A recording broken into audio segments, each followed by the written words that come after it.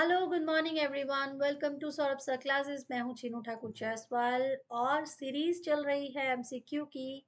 आप अच्छी तरह जानते होंगे अगर आप कंटिन्यू जुड़े हुए हैं चैनल के साथ, और अगर नहीं जुड़े हैं तो जुड़ जाइए बिकॉज एग्जामिनेशंस जो हैं इस साल के आपके सामने बहुत जल्दी आ रहे हैं। ठीक है, समय बहुत जल्दी जल्दी चलता है तो अपनी प्रिपरेशन स्टार्ट कर दो। ठीक है, UPSC CSC examinations, net set की एग्जामिनेशंस भी, और ये जो सीरीज है ये आपकी हर एक पेपर में मतलब हेल्प करने वाली है, क्योंकि हिस्ट्री तो हर एक पेपर का पार्ट है। ठीक है ना। तो आज हम इसी सीरीज को कंटिन्यू करते हैं। सेट 5 अपलोड कर रहे हैं, हर एक सेट में 5 क्वेश्चन है, और जो उसमें ऑप्शंस होते हैं उसके डिटेल से आपके साथ मैं इंफॉर्मेशन शेयर कर रही हूँ। So let's start today's class, और इस क्लास में आप लोग कमेंट करेंगे जो भी आपको क्वेरी है या आंसर है। ठीक है, तो चलो आपका सेट 5 का पहला क्वेश्चन आपके सामने है। Which one of the following statement regarding Ashoka stone pillar is incorrect? Ashoka के एडिक्ट्स, अशोका के स्टोन पिलर्स, मेजर माइनर, सारे रॉक एडिक्ट्स, इन सभी के बारे में एक डिटेल क्लास होना बहुत ज़रूरी है। अगर आप भी वो क्लास चाहते हैं तो कमेंट सेक्शन में ज़रूर लिख दीजिएगा। ठीक है, तो पहला क्वेश्चन यही पूछा जा रहा है आपसे कि इनमें से कौन सा ऐसा स्टेटमेंट है जो अशोका स्टोन पिलर के साथ इनकरेक्ट है। हमेशा क्वेश्चन पढ़ते समय आपको ध्यान रखनी है ये दो चीज़ें, कि कहीं पर नॉट ना लिखा हो और कहीं पर इनकरेक्ट ना लिखा हो। ठीक है, करेक्ट है इनकरेक्ट है फर्क होता है। बताओ क्या होगा सही answer? These are highly polished, क्या ये बहुत पॉलिश्ड है? करेक्ट है या इनकरेक्ट है? दीज आर मोनोलिथिक, क्या ये मोनोलिथिक है? एक ही पत्थर से बना हुआ ऊपर से नीचे तक का स्ट्रक्चर, दैट कॉल्ड मोनोलिथिक। क्या ये मोनोलिथिक है? करेक्ट और incorrect? The shaft of pillar is tapering in shape, जो पिलर्स के शाफ्ट हैं उनको क्या टेपर करके शेप दी गई है। ठीक है, और these are parts of architectural structure, और ये जो है ये सिर्फ और सिर्फ बनाए गए हैं, आर्किटेक्चरल एक ढांचा बनाया गया है। बताइए सही आंसर क्या होगा? अब इतना डिटेल में अगर मैं बता चुकी हूँ तो सही आंसर आप लोगों ने देख लिया होगा। सही आंसर होगा these are parts of architectural structure. ये स्टेटमेंट इनकरेक्ट है, ये गलत है। क्यों? क्योंकि ये एडिक्ट्स उन्होंने बनाए थे धम्मा को और ज्यादा पॉपुलर करने के लिए। ठीक है, धम्मा जिसमें वो सारे गुड डीड्स गुड बिहेवियर जो कि सारी प्रजा को करना चाहिए, हर एक इंसान को करना चाहिए, ये उसने मेंशन करवाया था इन सब एडिक्ट्स में। तो इसका सही जो आंसर हो जाएगा ऑप्शन डी हो जाएगा। ठीक है, राइट। चलो नेक्स्ट क्वेश्चन पे चलते हैं। क्वेश्चन नंबर 2 कहता है which one of the following scripts of ancient India was written from right to left? ठीक है, स्क्रिप्ट्स बहुत ज्यादा इंपॉर्टेंट होती हैं, हमारी भाषाएं हम किस तरह से लिखते हैं, लिखने के लिए स्क्रिप्ट जो होती हैं। ब्राह्मी, नंदगिरी, शारदा, खरोष्टी, ये सारे स्क्रिप्ट्स के नाम हैं। ठीक है ना, आपको बताना है कि राइट टू लेफ्ट कौन सी स्क्रिप्ट लिखी जाती है। ओके, अगर आप इन सब की पिक्चर देखेंगे तो आपको समझ में आएगा। हम लोग जो हिंदी और संस्कृत और ये सारे शब्द लिखते हैं ना, कितने ज्यादा एक दूसरे से इंटरकनेक्टेड है। ठीक है, एक मिनट रुकिएगा। यस, चलिए, तो सही आंसर क्या होगा? सही आंसर होगा खरोष्टी।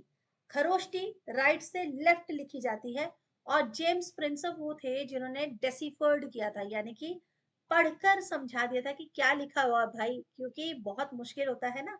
तो हुआ क्या था कि इंडो ग्रीक, उस समय जो इंडो ग्रीक रूलर थे वो खरोष्टी स्क्रिप्ट का यूज करते थे अपने सिक्कों पर। ठीक है, उनके क्वाइंस पर यूज होता था।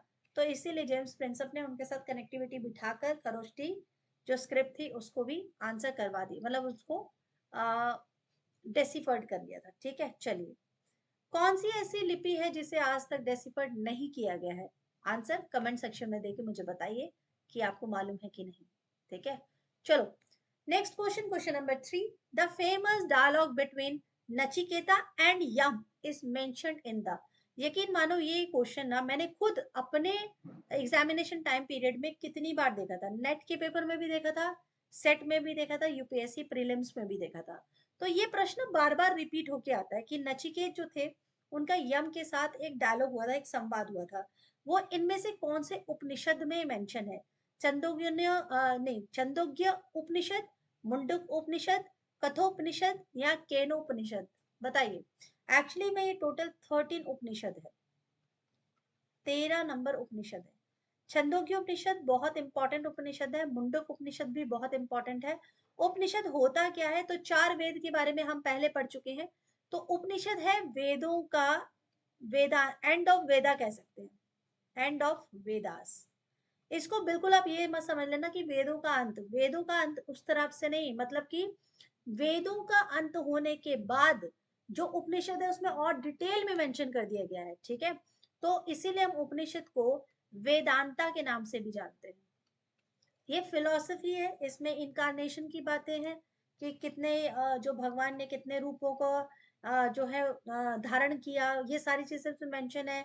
राइट्स जो होते हैं कि किसको क्या अधिकार है, कैसे करना चाहिए, जो आपके मृत्यु के संस्कार वगैरह है, जन्म के संस्कार हैं, सारे इन 13 उपनिषदों में मेंशन है। बहुत सारी चीजें इसमें मेंशन की गई है।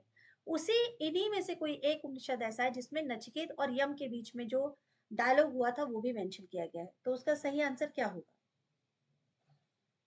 यस, सही आंसर होगा कठोपनिषद, ठीक है। कठोपनिषद होगा सही आंसर, जिसमें ये कथा भी मेंशन है कि नचिकेता, जिसको कि जल्दी मृत्यु का वरदान मिल गया था, उसने शिव जी की बहुत बड़ी लंबी तपस्या की और यम जो है वो भी उनका कुछ नहीं बिगाड़ पाए थे। ये कहानी है, ठीक है। किसमें मेंशन है? कठोपनिषद में। Question number 4, Milinda Panho is in the form of a dialogue between the king Menander and Buddhist monk. Milinda Panho एक तरह का संवाद है, ठीक है। किसके बीच में? एक राजा है मिनांडर और एक बुद्धिस्ट मॉन्क है। आपको बताना है उस बुद्धिस्ट मॉन्क का नाम। तो इससे पहले आप आंसर करो, मैं थोड़ा सा बता देती हूँ कि ये जो किताब थी, जो किंग मिलिंदा की किताब थी, ये एक बुद्धिस्ट टेक्स्ट है, ठीक है। इसे हम बुद्धिस्ट टेक्स्ट कहते हैं। क्यों कहते हैं बुद्धिस्ट टेक्स्ट? क्योंकि जो भिक्षुक थे, जिनका नाम अभी मैं बताऊंगी, जो भिक्षुक थे उन्होंने राजा मिनांडर जो था, ठीक है, मिनांडर जो था वो एक इंडो ग्रीक रूलर था। इंडो ग्रीक रूलर था, आपको पता ही है भारत पे एक टाइम पीरियड में इंडो ग्रीक राजाओं का भी राज रहा है। उसने अपना नाम बदल के मिलिंद कर दिया था, क्योंकि वो पूरी तरह भारतीय राजा होना चाहता था। मिलिंद कर दिया था।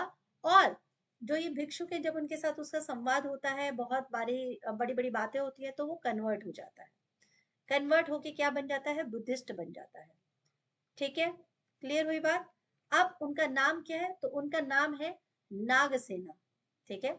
ये भिक्षुक का नाम क्या था? नागसेना। और इसको आप भूलेंगे नहीं, क्योंकि मोस्ट इंपॉर्टेंट क्वेश्चंस में से एक है। क्वेश्चन नंबर 5, लास्ट क्वेश्चन आज के सेशन का। विच one of the following addicts mention the personal name of Ashoka? देखो ये क्वेश्चन मेरे द्वारा बनाए गए नहीं है, ये आपके प्रीलिम्स के क्वेश्चंस है 2015, 16, 17।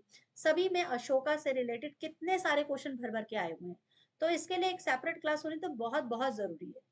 तो फिलहाल हमें ये बताना है कि अशोका का नाम हमने लास्ट क्लास में डिस्कस किया था। पिया नाम जो था, ठीक है, वो वाला देव नाम पियादासी, ये किस में मेंशन था? वो तो रोमनदेही में था, हमने बात कर ली थी उसमें। लेकिन अभी बात हुई है कि अशोका का ओरिजिनल नाम यानी अशोका ही इनमें से किस में मेंशन है? कलसी में, रोमनदेही में, स्पेशल कलिंगा एडिक्ट में, या फिर मस्की में? राइट आंसर क्या होगा? यस, राइट आंसर होगा मस्की। देखो, मस्की जो है आपका कर्नाटका में एडिक्ट है, मस्की, ठीक है। इसके साथ बहुत सारी इंपॉर्टेंट बातें जुड़ी हुई हैं मस्की से रिलेटेड। एक तो ये